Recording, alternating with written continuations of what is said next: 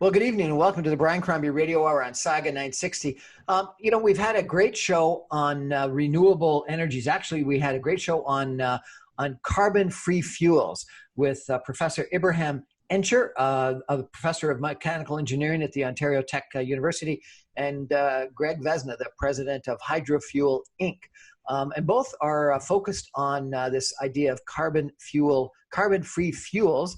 And Greg Vezina is actually trying to commercialize it with his company, Hydrofuel. In our, I guess I'll call it part one of our show that we aired a couple of days ago, the professor took us through quite a good review of climate change and the impact of climate change, both on weather. We talked about the impact on fires and on tornadoes and sea levels, but we also talked about which I thought was fascinating, the potential that climate change and carbon in our atmosphere may be impacting our immune systems and making us more susceptible to COVID-19, which is something that I really want to focus on, maybe with a medical doctor at some point in the future, because it really is quite an interesting conclusion that the professor came to. Then what we did is we started to talk about the different types of fuels that could lead to a sustainable energy in the future. And he said there were two solutions. One was renewable energy, which we've all sort of focused on in regards to wind and solar, et cetera. And then he talked about carbon-free fuels. And then he said there were two real carbon-free fuels. One was hydrogen and the other one was ammonia. And he talked through that back in 1960 something or other, he was part of a group that were actually talking about hydrogen and ammonia back that long ago, and then referenced that in 1981, Greg Vezina drove a ammonia-fueled car across North America. And then I referenced that in the early 2000s, I read a book by Jeffrey Rufkin called The Hydrogen Economy. And yet, it still hasn't happened. But the professor was saying that he thinks, and has just recently written an article, that 2020 may be the start of the hydrogen economy. So maybe we finally realize that we have to stop using hydrocarbons and start using hydrogen or ammonia. And then Greg Vezina, as he always does, threw a wrench in the whole conversation by saying, well, politics has messed it all up. And the climate, the carbon tax and the exclusion that we provided to different producers has messed up the market economics and has created a situation where it is uneconomic to do what is the right thing for the planet, the right thing for us. So that's sort of a summary of the first chapter of our conversation. Professor Greg, can I turn to the two of you? Maybe the professor first. What have I missed out on? Great. You have nicely summarized the talk. I like to add a little bit to this by saying it was a few years back, when there was a North American Energy Summit. I was invited actually as a keynote speaker for that particular summit. And I was mentioned that there will be people from White House. And what happened, I prepared a sketch, on my flight, by putting an equation, energy, environment, economy, and I placed a politics right at the center. And I told them, and I show it as 3E plus 1P. Is this solvable? Believe me, that equation looks linear, but in reality, it is almost impossible to solve because of the politics, because of that particular P. So that's why in every energy implementation or let's say solution, the political will is very critical. So the political will, if it is really in the right direction, and things go right. But it seems to me in this particular year, when you look at the initiatives around the globe, including Canada, so there is this kind of hydrogen movement. And basically, hydrogen shouldn't be seen as fuel only, fuel, energy carrier, and feedstock. That's why we use it as a feedstock to produce ammonia. We can even move into synthetic fuels by using renewable energy sources. Well, thank you very much, Professor. I appreciate that. We're going to take a break and come back more with the professor and Mr. Vezina in just a minute. Thank you. Welcome back to the Brian Crombie Radio Hour. So this is part 2 of our conversation on sustainable energy, particularly carbon-free fuels. And we're joined tonight with Professor Ibrahim Dincer, who's the Professor of Mechanical Engineering at the Ontario Tech University, and Greg Vezina, who is the President of Hydrofuel Inc., a company that's trying to exploit ammonia. We've just gone through a review of the first conversation we had a couple of days ago on carbon-free fuels. And we're now, Professor, you're saying at a moment, and you were saying that we're at a moment that hydrogen and ammonia may actually be far more relevant. And maybe, Greg, I could turn to you. What the professor just said is that hydrogen and ammonia are a currency, a fuel currency, or an energy currency, a feedstock, and a potential solution.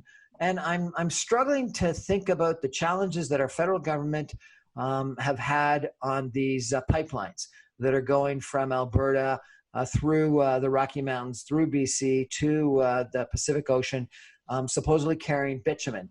And if what the professor has said is right, that we could actually ship ammonia, and that we've shipped ammonia through pipelines in the past, and then we could put them on these tankers and they could go wherever they're going to go, and we could then put them in plants and generate electricity, I presume, and be just as efficient, if not, given the numbers that you were talking about, more efficient than shipping carbon halfway around the world. Why isn't that's the solution? Is it that we're not familiar with ammonia? Is it that the ammonia pipelines might have an issue with the native groups that the pipelines go through? Why isn't ammonia the solution for these pipelines? Greg. Well, Dr. Dincer and I wrote a series of articles for Ottawa Life magazine during the Energy East debate on this very point. Ammonia is non-explosive. Ammonia in a natural gas pipeline is at much lower pressures than natural gas. If an ammonia pipeline breaks, before the guys can get there in the yellow hazmat suit, because it's lighter than air, it's evaporated and gone. So from the first point of view, what people have to understand, it takes 100 years to implement a new energy technology. And all the implementation of new technologies are subject to the vested interests resisting, and joining the party. And Ibrahim made a very, very good point. The 2 and now 3 of the biggest oil companies in the world are all over ammonia. Both Shell, of course, is on it. BP is on it. But Total Petroleum in Europe is all over it. So it's important to understand that we have an infrastructure that is highly underutilized. Hydrogen doesn't like to be hydrogen. It's snowflakes versus water. So much better to transport energy in the existing infrastructure at low cost than to spend trillions of dollars building a new one for hydrogen at 10,000 psi or minus 300 Celsius. So okay, hold it. Let me understand this. So what you're saying is that hydrogen actually could be a very efficient fuel, but it has to be stored at either high, you said PSI. What is PSI? Pressure, that's pounds per square inch. High pressure or a low temperature. That's where you make it a liquid. Ammonia is a liquid at minus 30 or at 100 PSI. Hydrogen is not a liquid until 400 3 whatever, everyone knows the number, and 10,000 PSI. So you have to build tanks and pipelines and containers that are, many 20, 50 times as costly for hydrogen. Hydrogen doesn't like to be hydrogen. Hydrogen's found nowhere on Earth as hydrogen. It's always found with a hydrocarbon or with nitrogen and ammonia or in water and H2O. So it's important to understand that the first thing we have to do is the research and analysis on infrastructure capacity, underutilization, and the impact of public policy. If we did that research, if Ontario did that research, Ontario would have been a winner instead of a loser. Okay, so you're telling me, Canada. And so you're telling me that that ammonia can actually travel through its own pipeline as it already is, according to the professor, or you could put it through a natural gas pipeline? Correct, with virtually no modifications. And that's the difference between ammonia and hydrogen. Hydrogen in steel causes what's called metal embrittlement. The hydrogen will actually leak through a pipeline. So it's very expensive, it's very dangerous, and it's not a solution. Why ship snowflakes when you can ship water? It comes down to basic science and basic mathematics. And if we did the same analysis for all forms of energy, we would find two things. First, that our hydrocarbons are going to last a lot longer than a lot of people say because we're going to deal with the carbon. And second, it will be 50 years before we build enough renewable capacity to replace fossil fuel and our existing infrastructure because it's not constant, it's variable. Renewable, for every renewable kilowatt you generate, you need a backup of natural gas or diesel or nuclear. You know, in Canada, they want to build a pipeline in Northern Ontario for some First Nations to replace their diesel generators. So what are they doing? Well, they build a 12,000-mile hydro line, but there's no power generation on it. So they're replacing diesel generators with diesel generators for the next 40 years. Like, why isn't there anybody with a grade 3 education elected to office? So, Professor, we're talking about the pipeline, Northern Alberta going to the British Columbia. And I presume we're taking this bitumen out of the oil sands, and the proposal was to ship it. Can you take that hydrocarbon at the source in Alberta and convert it to ammonia? And if so, how do you do that? You know, we don't want to convert hydrocarbon into ammonia because at the end we avoid doing so, you know, because we want to produce a clean hydrogen first. That is our ultimate goal.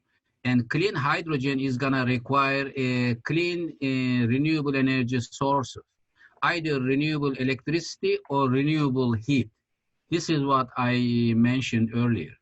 And that's why in this particular case, what we are going to be doing, we will dissociate water into hydrogen and oxygen first, and take hydrogen, and then synthesize into ammonia. And this way we will make it clean ammonia. So we don't want to go through the path where we have steam methane reforming to produce hydrogen from natural gas and then go into, let's say, ammonia. So when you look at overall life cycle emissions, so you still have 70 to 75% there.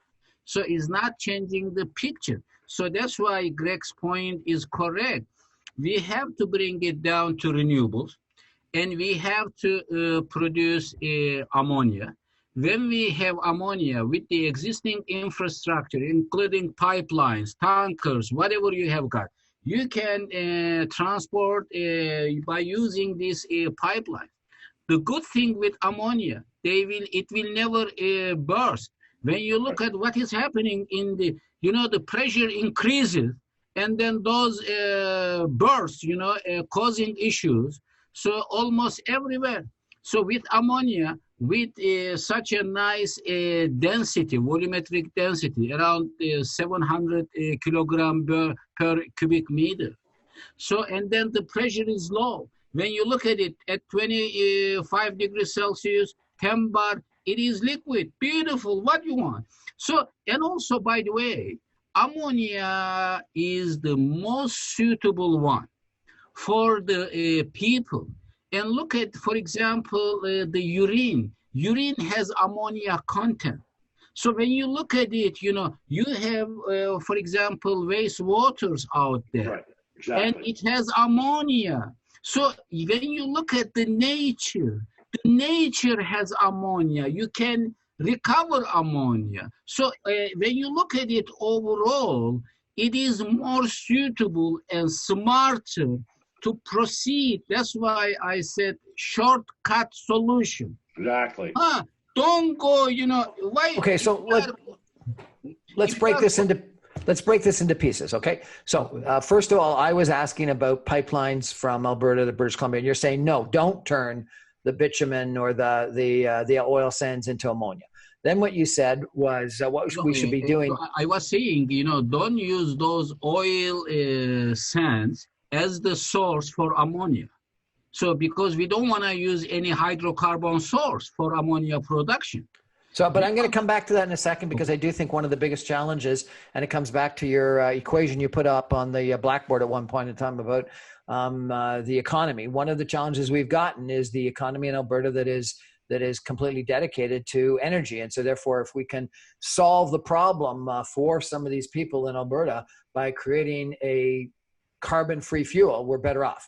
That said, what you told me is that we're far better off to create ammonia from sustainable purposes. So you were suggesting wind or solar rather than putting them straight onto the power grid and have to have Greg's problem that he talked about, that you've got a backup diesel generator. What you're saying is have it create ammonia, because if we've created it as ammonia, if we turn that wind or solar into ammonia, it is a fuel that is not going to dissipate like electricity does. It's there and we can use it when we want to use it. And one example, Brian, in Ontario, for example, we have excess power. That's right. And in Niagara, they have been building a hydro pumping station just to store the electricity. By pumping the water from a lower reservoir to a higher one, and then fall back to produce power as needed. But when you do the following, you have excess power, generate hydrogen, and then that hydrogen is going to be converted into ammonia. And that way, what you can do, instead of building and spending too much, changing the ecosystem, so why don't you do that? Using a basic electrolysis process. You have excess power. What you're suggesting is rather than shipping the water back up the Niagara Gorge to the top into a reservoir, what we should be doing is using this excess power during non-peak times and creating hydrogen and then creating ammonia and storing that ammonia somewhere. The first thing I always say, Brian, smart energy solutions come out only if you think smartly. If you don't think smartly, you can't bring a smart solution. So the problem, somebody says something, and whenever they sail based on what people say, but based on their political agendas and things like that, and then what happens at the end of the day? We become losers. Then that doesn't make sense. We have to solve the problem correctly. So the equation is very clear. And then we need to bring the solution. And at the end of the day, we really want to create a better environment, better energy security, better efficiency, better cost effectiveness, and better resources use. And also, of course, on top of that, creating a new sector, basically job creation. Ontario needs that. How many millions of people came back to Ontario? And imagine I live in Whitby, so the population tripled. So when you look at all these things, you have to create jobs. And what you can do, if you go for smart solutions, such as hydrogen to ammonia, and then believe me, you can create millions of jobs here. So rather than creating this electrical economy that Prime Minister Trudeau has talked about in the last speech from the throne, what you're effectively suggesting is we should be thinking about a hydrogen or ammonia economy. Brian, I am not saying let's put it aside. What I am saying, we need to have a kind of diversified portfolio. We will have, of course, electrical solutions. We will have electric vehicles and hybrid electric vehicles, all those things. But the key, we need to be smart and where, how. And we need to really solve the problem depending on the sector. So you cannot use the same, let's say, tool for every sector. No, you have to look at each separately and based on its own dynamics. So accordingly, you solve it that way. We're chatting tonight with Greg Vezina, president of Hydrofuel Inc., and Professor Ibrahim Dincer, the professor of mechanical engineering at the Ontario Tech University, an expert in sustainable energy technology. Fascinating conversation. We're going to take a break for some messages and come back more with these two gentlemen in just a minute. Stay with us.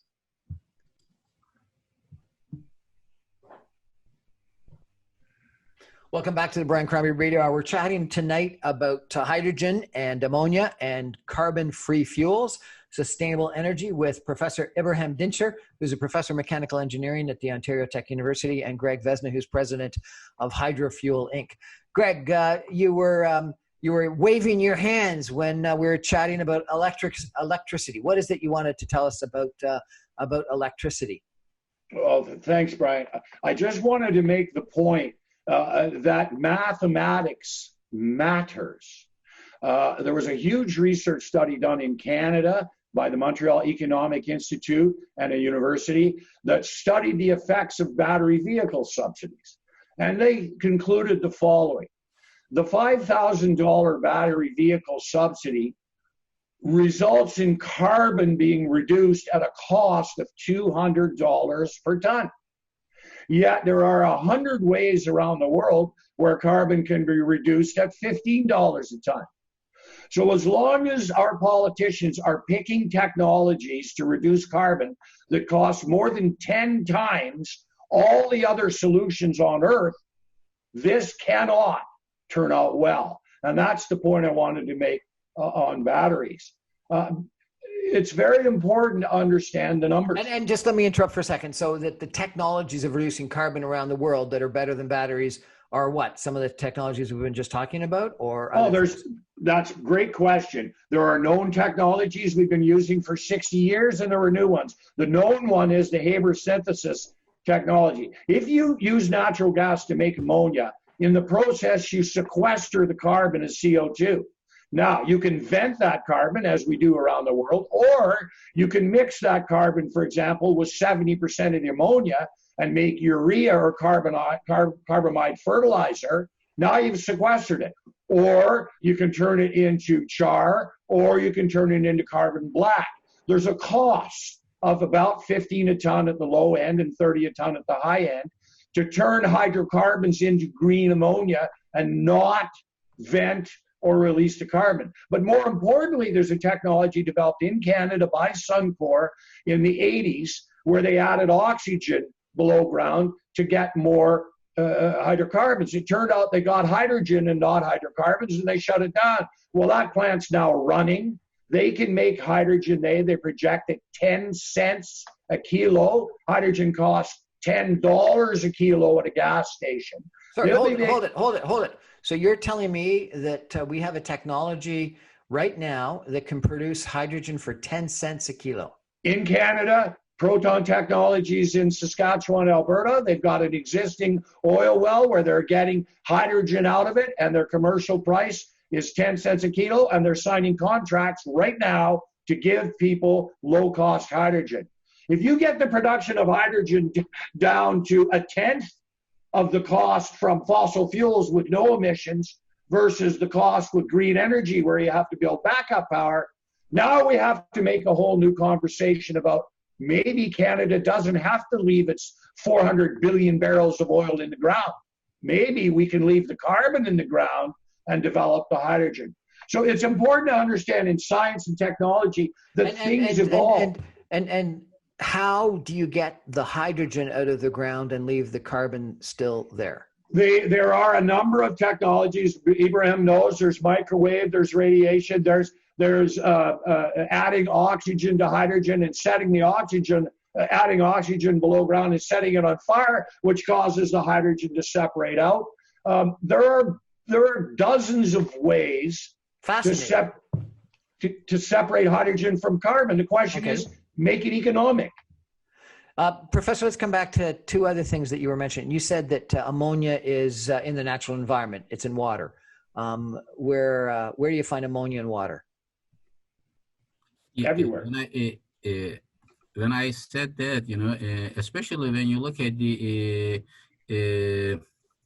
wastewaters, household wastewaters, even industrial wastewaters, almost everywhere. That's why I mentioned that, urine contains, ammonia. And so it is almost everywhere when you have the wastewaters coming out. So you can treat to get ammonia, and ammonia, you can do it. And this is this then taking a sewage treatment plant and somehow mining from it urea that's going to be ammonia? Exactly. It was a year ago when I was delivering a keynote talk in a conference. The guy was operating multiple toilets, and I mentioned about this. The guy said, I want to now establish my business to produce ammonia. I said, smart idea, do it. So I just had an interview with Walker Industries from St. Catharines that are shipping methane from landfill over to an anaerobic digester attached to a GM plant that is then using the methane to the anaerobic digestion. One, to create heat to heat the plant, and number two, the methane to then go into a generator to collect electricity. So we actually have an up and running in Ontario plant to use landfill waste to create heat and electricity. How would you give me a sense of how you would take urea from a sewage treatment plant, and what would you do with it? There are multiple, methods available. There are, of course, chemical, biological methods to be able to achieve the separation and accordingly treat and use it as necessary or as a plan. So there are certain specific methods. I am not expert on those separation methods, really recovering and use, but there are, I have my environmental engineering colleagues. And really, I suggested them because they didn't know that, we use ammonia for energy generational purposes. And then they said, we have been having ammonia and considering it, a kind of what to do with it. Yeah. I told them, what to do when you have ammonia, it is something, commercially viable commodity, valuable commodity. Why not using it? So they have been doing. So there are ways to recover and use it accordingly in the processes for energy generational purposes. Okay, so Professor, I understand that you are one of the individuals that know more about ammonia in the world than almost anyone else, that you've got a ton of patents, you've got a lot of intellectual property. Tell me what some of your most exciting ammonia projects are today. Mine, because when I first started my very first ammonia project in 2004 with an automaker, and they came to me and they said, they have issues with hydrogen storage on board because of the, volume requirement, and space requirement ultimately. And also safety, very high pressure, 700 bar, and so on and so forth. So we have issues and tell us what to do. And that time, my plan was, going back to 2004 and it took 1 or 2 years to develop the project and so on. 2006 came up with the project, and the project was to really develop the technology for onboard hydrogen production.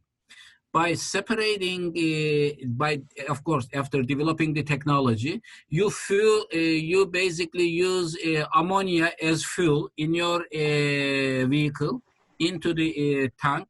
And then what you do on board, you separate ammonia into hydrogen and nitrogen. Hydrogen can be fed into internal combustion engine after making the necessary modifications, or directly into fuel cell.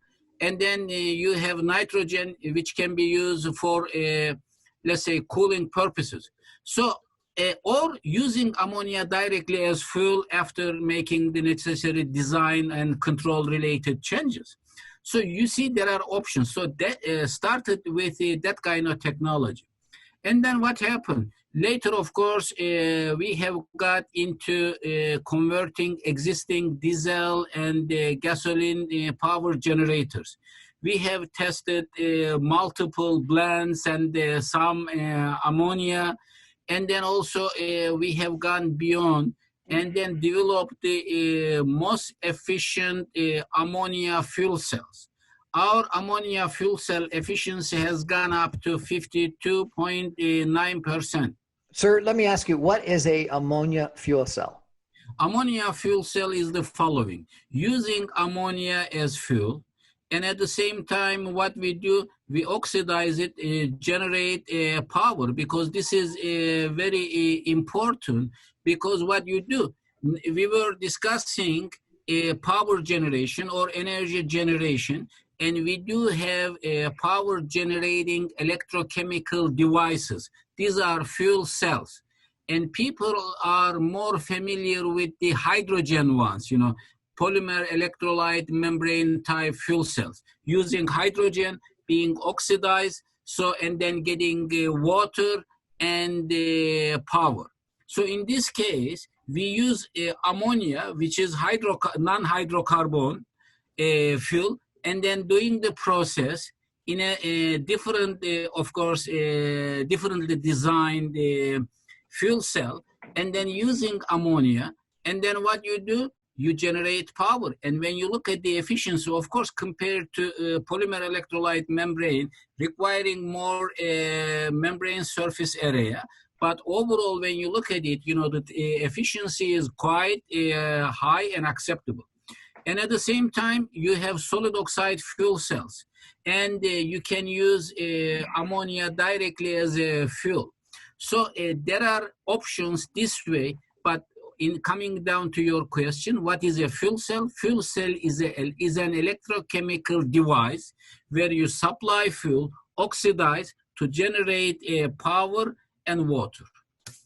Clean, no emissions, no emissions. So at Ontario Tech University, what have you got actually up and running? You told us earlier, it sounds like a small generator that takes ammonia and produces electricity. You have a fuel cell, and have you actually got a car running on hydrogen or ammonia? No, because that will not yet, because what we do, we did these studies. We need companies to come, develop the partnerships, take them to real application. So we need those, and that's why, for example, we had some partnership, and with hydrofuel, we are now developing another phase of our partnership, and to commercialize these technologies. Because at the end of the day, we in the past prepared multiple proposals and spent hours, days, months, and we were unable to get funding from the government. And after justifying everything, because why? They haven't had that particular one as a priority. So now, what happened, Canada started preparing its strategic plan back in July on hydrogen economy. Now, hydrogen economy cannot work out by itself, unless you really find shortcuts. And the best solution in that will be ammonia. Well, we're chatting tonight with Greg Vezina, president of Hydrofuel, and Professor Ibrahim Dincer, the professor of mechanical engineering, a sustainable energy technology expert at the Ontario Tech University, about ammonia and about hydrogen. Greg, the professor, just gave us the best segue. He talked about the next stage of commercialization. We're going to take a break, and we're going to come back for a final couple of minutes, and we're going to ask Mr. Vezina about how Hydrofuel is going to try to commercialize some of these incredible inventions of Professor Dincer. Stay with us.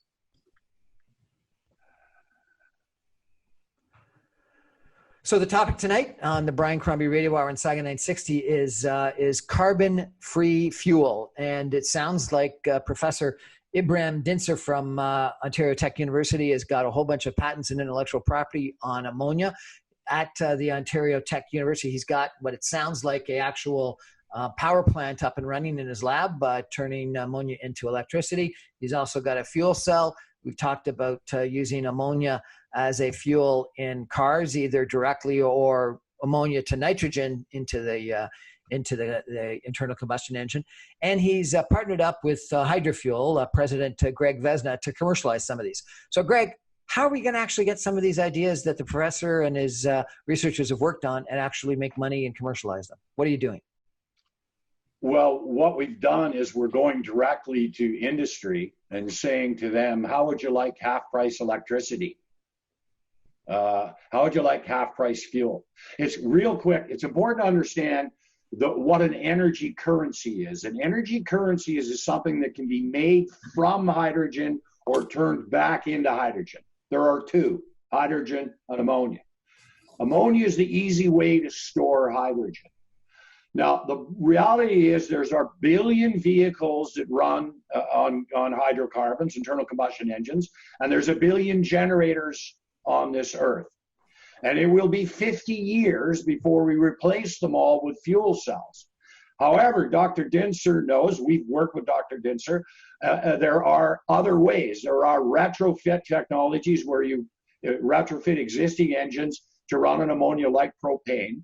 Or, and this is very important, all these countries in the world are saying that we're outlawing internal combustion engines. They're not. They're outlawing hydrocarbon engines. Dr. Dincer has a patent on an ammonia engine that is more efficient than any other engine ever built, that splits the hydrogen and nitrogen, that uses the nitrogen to provide free cooling, saving you 20%.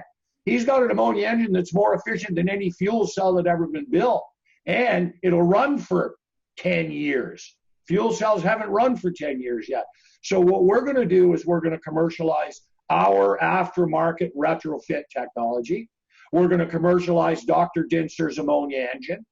We're going to commercialize his fuel cell. We're taking all of our technologies because they're complementary, and we're going to customers and saying, don't give us a cent. Pay us for 5 years the same price you pay for diesel fuel.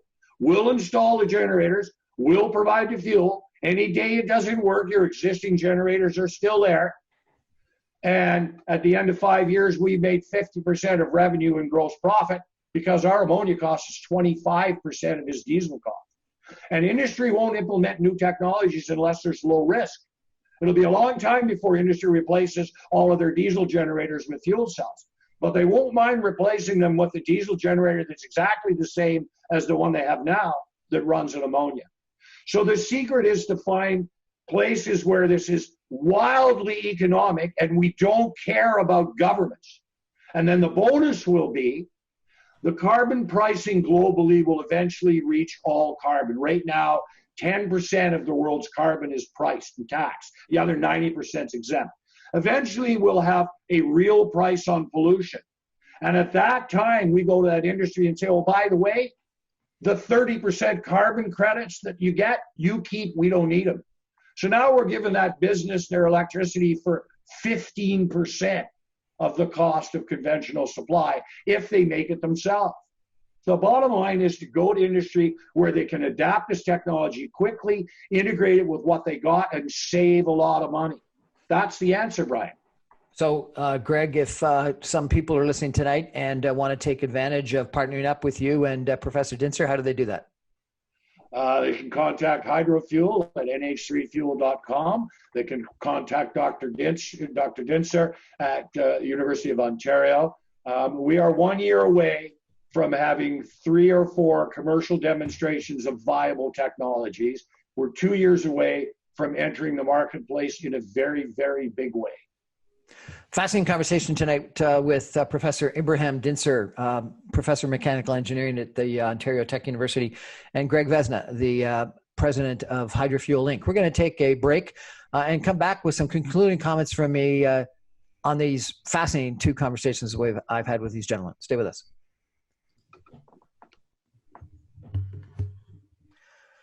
Well, this has been a fascinating two-part series on the Brian Crombie Radio Hour with Professor Dincer and Greg Vezina, Professor Dincer from the Ontario Tech University, sustainable technology expert, and Greg Vezina, president of Hydrofuel Inc., talking about carbon-free fuels, talking about ammonia as the potential solution. And I had done a bunch of different shows on alternative energy over the course of the last year, and it's really been fascinating for me as I've talked through batteries and solar and wind and anaerobic digestion and ammonia. And I got to tell you that I'm very impressed with the opportunity to create this hydrogen future that the professor has talked about. That frankly, I read a book from Jeremy Rifkin about I think 20 years ago, and I think it really has an incredible amount of promise because what the professor and what Vezina talk about is that ammonia, number one, you can create from hydrocarbons, you can create from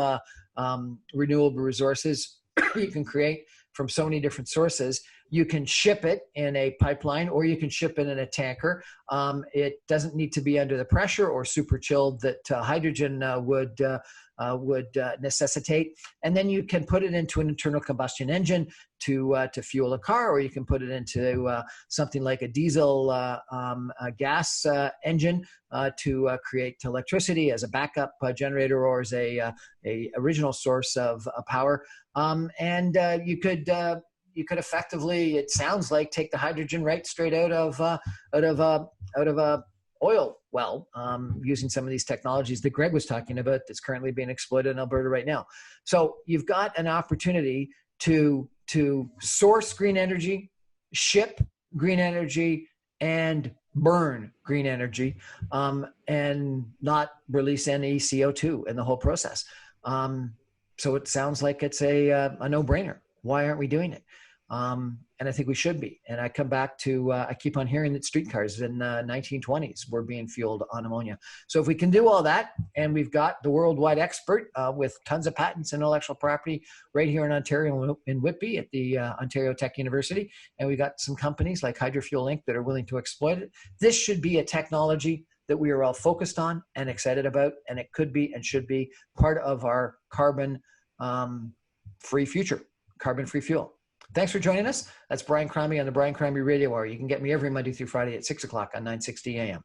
Good night.